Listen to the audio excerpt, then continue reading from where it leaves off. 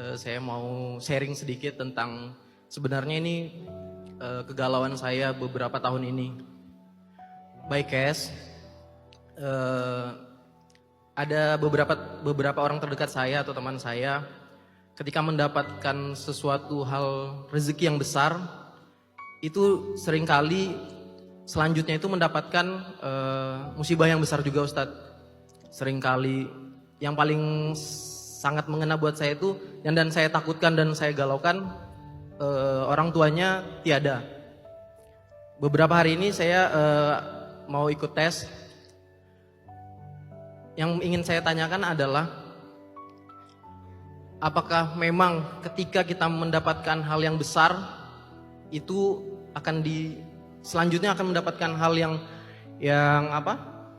yang besar juga, dalam tanda kutip ditinggalkan dan lain-lain. Karena itu yang menjadi ketakutan saya, Ustadz. Saya pengen berhasil, di kala itu juga saya takut, mohon maaf, ada yang saya ditinggalkan seperti itu, Ustadz. Mungkin itu dari saya, terima kasih. Salah satu, kalau kalian baca buku namanya Talbisul Iblis, tipu daya iblis. Jadi khusus trik-triknya iblis itu ngapain aja dalam menggoda manusia. Ada satu tipu muslihat iblis dikenal dengan istilah takhwif. Takhwif itu artinya berasal dari kata khauf. Khauf itu artinya takut. Takhwif itu nakut-nakutin.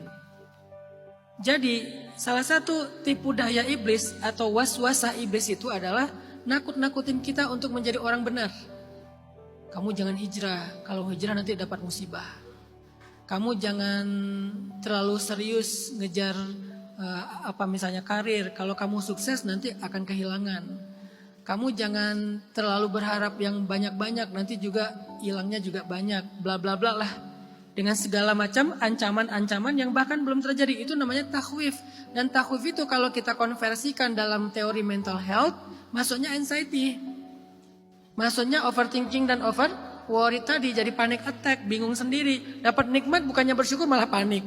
Ini setelah ini mau kehilangan apa nih? Setelah ini mau hilang apa nih? Setelah ini mau kekurangan apa nih? Jangan ke sana arahnya. Karena justru kita ketika dapat nikmat itu justru dijanjikan ditambah, bukan dijanjikan dikurang. Kan kalau kita dapat nikmat, Allah menjanjikan kita untuk menambah. Apa ayatnya? La in syakartum la azidannakum. Kalau kamu bersyukur itu kan konteksnya dapat nikmat. Karena nggak ada orang yang bersyukur dapat musibah kan.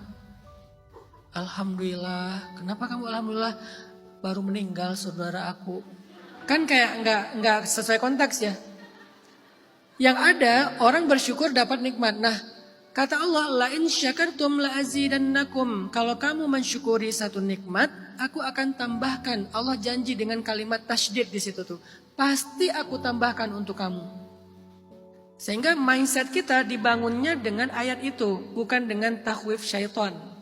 Jadi coba kita munculkan design thinking kita berdasarkan Al-Quran, berdasarkan hadis, berdasarkan nasihat ulama, bukan berdasarkan wasawisus syaitan, waswasah syaitan, sehingga membuat kita was-was. Was-was dari kata waswasah. Waswasah itu yuwaswis, yang membuat kita merasa was-was. Apa mindsetnya? Apa pola pikirnya? Kalau kita dapat nikmat, supaya nambah, caranya bersyukurlah. Tapi ada tuh Ustadz, baru dapat nikmat dia kehilangan, gak ada hubungannya. Pun kalau dia gak dapat nikmat itu, dia tetap kehilangan. Karena kehilangan itu bagian dari takdir tadi. Sedangkan ziyadah, tambahan tadi, pilihan kita. Karena ziyadah atau tambahan itu masuk dalam kategori takdir yang berubah. Pilihan kita, mau diziadahkan gak? Mau ditambahin gak sama Allah? Caranya gimana biar ditambahin? Syukur. Kalau dalam kondisi musibah, mau dikasih berita gembira gak? Caranya gimana? Sabar. Wabasyiris sabirin. Sampaikan berita gembira kepada orang yang sabar. Jadi Bang Adan, statement itu gak relevan dengan ayat Al-Quran.